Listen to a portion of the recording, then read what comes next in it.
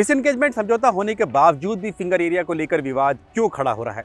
नमस्कार, मैं हूं नीरज राजपूत और आज फाइनल असॉल्ट में बात करेंगे भारत और चीन के बीच पूर्वी लद्दाख से सटी हुई एलएसी के सबसे विवादित इलाकों में से एक फिंगर एरिया के बारे में। करीब 9 महीने से भारत और चीन के बीच में पूर्वी लद्दाख से सटी हुई एलएसी पर टकराव चल रहा था। कई जगह पर भारत और चीन की सेनाओं के बीच में आईबॉल टू आईबॉल कन्फ्रंटेशन यानी टकराव की स्थिति बनी हुई थी। लेकिन 9 महीने बाद भारत और चीन की सेनाओं ने डिसएंगेजमेंट समझौता किया है। ये डिसएंगेजमेंट समझौता जो किया है खासतौर से पैंगोंग त्सो से सटे हुए जो फिंगर एरिया और कैलाश हिल रेंज को लेकर किया है।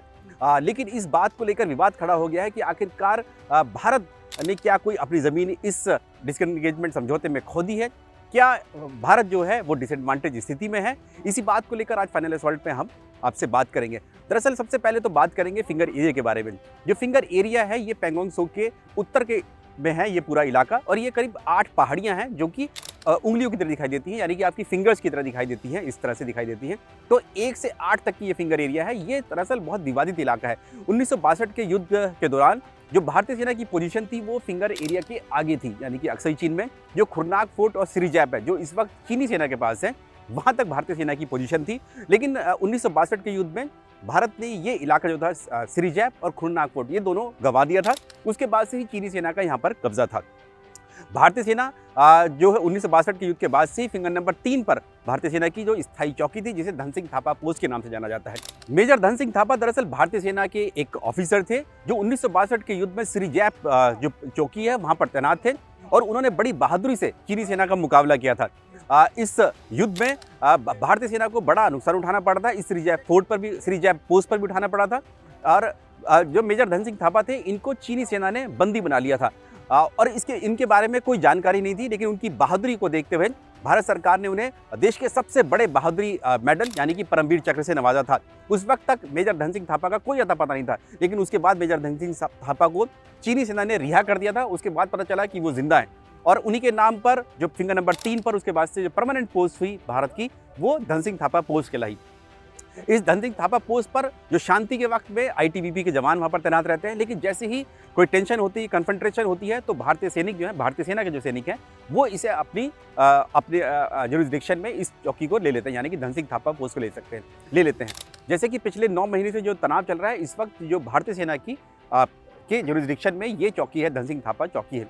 अब विवाद किस बात को लेकर है, दरअसल इस 3 से 3 पर भारतीय सेना की चौकी है और फिंगर नंबर 8 के पीछे सिरिजैप में चीनी सेना की जो चौकी है। तो ये जो 3 से 8 का जो एरिया है ये विवादित है। तो यहाँ पर दोनों देशों के बीच में इस बात को लेकर तनातनी रहती है कि ये किसके पास है। 1999 में जब भारत और पाकिस्तान के बीच में करगिल युद्ध चल रहा था, उस वक्त चीनी सेना ने क्या किया, इस फिंगर 8 से लेकर फिंगर नंबर 4-5 तक जो थी अपनी एक रोड बना ली, सड़क बना ली। दरअसल ये कच्ची ही रोड थी, लेकिन उसके बाद से ये जब कच्ची रोड थी, लेकिन उस वक्त भारत ने कोई ऐतराज़ नहीं किया था इस रोड को लेकर, क्योंकि भारत उस वक्त इस स्थिति में नहीं था कि 2 फ्रंट वॉर यानी कि 2 मोर्चों पर एक साथ युद्ध लड़ सके, क्योंकि पाकिस्तान के साथ पहले से ही करगिल युद्ध चल रहा था। भारत नहीं चाहता था कि दूसरा मोर्चा चीन के साथ खोला जाए। उस वक्त इसका कोई विरोध भी नहीं किया गया था, बड़ा विरोध नहीं किया गया था कि ये रोड सड़क क्यों बनाई है चीन ने, इस फिंगर नंबर 5 तक जो सड़क बनाई थी। चीनी सेना ने जब फिंगर नंबर 5 तक अपनी रोड बना ली तो चीन ये मानने लगा कि ये पूरा इलाका फिंगर नंबर 8 से 5 तक उसकी हद में है या उसकी जद में है। लेकिन चीनी सेना ने अभी तक भी, यानी कि अप्रैल-मई 2020 तक भी कभी भी वहाँ पर कोई बंकर या कोई संगड़ यानी कि जो कच्चे जो बंकर्स होते हैं वो नहीं बनाए थे। तो ऐसे में जो भारतीय सैनिक जो थे पेट्रोलिंग जो करते थे फिंगर नंबर 8 तक करते थे, क्योंकि भारतीय सेना का मानना था कि जो भारत का जो दावा है, क्लेम लाइन है, वो फिंगर नंबर 8 तक है। हालांकि जो चीनी सेना है वो अपना दावा जो है फिंगर नंबर 2 और 3 तक करती थी, जहां पर धन सिंह थापा पोस्ट है वहां तक करती थी। तो अब जब अप्रैल और मई 2020 में स्थिति क्या हुई कि चीनी सेना जब कोरोना महामारी से पूरी दुनिया जूझ रही थी, उस वक्त चीनी सेना ने ये जो रोड है फिंगर नंबर 5 से 8 के बीच में जो कच्ची रोड थी और इसको जरूरत पड़ती है इसकी ब्लैक टॉपिंग करने की, तो चीनी सेना इसको ब्लैक टॉपिंग करने के लिए आई और उसके बाद वहीं आकर जमकर बैठ गई, यानी कि फिंगर नंबर 4 पर आकर 5 तक बैठ गए, 4 और 5 के बीच में आकर बैठ गए। जब भारतीय सेना ने इसका विरोध किया तो दोनों देशों की सेनाओं के बीच में, सैनिकों के बीच में भिड़ंत हुई। ये भिड़ंत हुई 5 और 6 मई 2020 को, जिसके बाद से ही माना जा रहा है कि पूर्वी लद्दाख में जो पूरी एलएसी है, कन्फ्रंटेशन जो था, विवाद जो था, वो वहीं से शुरुआत हुई थी इस विवाद की भारत और चीन के बीच में। जब 5 और 6 मई को विवाद हुआ तो उसके बाद से जो चीनी सैनिक थे उन्होंने भारतीय सैनिकों को पेट्रोलिंग नहीं करने दी, फिंगर नंबर 4 से आगे नहीं आने दिया। जब चीनी सेना ऐसा कर रही थी तो भारतीय सेना ने क्या किया, भारतीय सेना ने एक अल्टरनेटिव रूट बनाया जो कि गोगरा पोस्ट से आता था। गलवान घाटी की तरफ से जो अलाइनमेंट है भारत की एलएसी की, वो गोगरा पोस्ट से सीधा वो फिंगर नंबर 7 पर निकलती थी। इसको लेकर चीनी सेना भना गई कि भारतीय सेना जो है, जो अपना पारंपरिक जो रूट है उसकी बजाय दूसरा ट्रैक से, क्योंकि ये जो ट्रैक था गोगरा से फिंगर नंबर 7 तक, ये बहुत मुश्किल ट्रैक था, बहुत ऊंचाई वाला ट्रैक था। उसके बावजूद भी भारतीय सैनिक वहां पर अपनी पेट्रोलिंग करने लग गए। तो इसीलिए चीनी सेना ने क्या किया, फिंगर नंबर 5 से लेकर और गोगरा पोस्ट से जो फिंगर नंबर 7 तक का जो ट्रैक आ रहा था, वहां पर बड़ी तादाद में अपने सैनिकों की तैनाती कर दी। उसके अलावा बंकर्स वहां बना दिए, संगठन बना दिए, एक फील्ड हॉस्पिटल भी वहां पर ऐसी जानकारी की मिली कि बना दिया है, और इसके अलावा एक हेलीपैड भी बना दिया ताकि उसको जरूरत पड़े तो एयर जो मेंटेनेंस है वो वहां पर कर सकता है, यानी कि वहां पर जो उसके हेलीकॉप्टर्स हैं वो भी लैंड कर सकते हैं। तो ये बड़ी तादाद में उसने अपनी तैनाती इस फिंगर एरिया में कर दी। अब हुआ ये कि भारतीय सेना ने चीन से कहा कि वो इस इलाके में इस तरह के संगड़ या बंकर्स नहीं बना सकती, क्योंकि ये दोनों देशों के बीच में जो एलएसी को लेकर 5 एग्रीमेंट हुए हैं शांति बहाली के लिए 1993 के बाद से, उसका उल्लंघन था।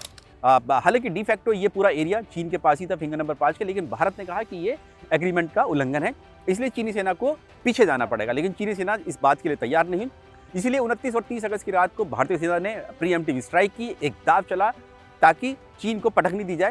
जब कैलाश हिल रेंज पर भारतीय सेना ने प्रीएम्प्टिव स्ट्राइक की तो अपने जो आर्मर्ड है, अपनी जो मैकेनाइज्ड फोर्सेज हैं, उन सबको भी वहां पर तैनात कर दिया। उससे हुआ ये कि जो पूरा जो कैलाश हिल रेंज का पूरा एरिया है, जो करीब 70 किलोमीटर लंबा है, यहाँ पर भारतीय सेना ने जब अपने टैंक की तैनाती की तो चीनी सेना ने भी यहाँ पर कर दी, और स्थिति ऐसी बन गई कि दोनों देशों के जो टैंक थे वो करीब 30 से 40 मीटर की दूरी पर थे। इतना बड़ा टकराव हो गया, और इसीलिए इस टकराव को, यानी कि भारत और चीन के बीच में जो बॉर्डर विवाद है, इसको इस सदी का सबसे बड़ा बॉर्डर विवाद माना जाने लगा। सबसे वोलेटाइल एरिया इस एरिया को माना जाने लगा, यानी कि पूर्वी लद्दाख को माना जाने लगा।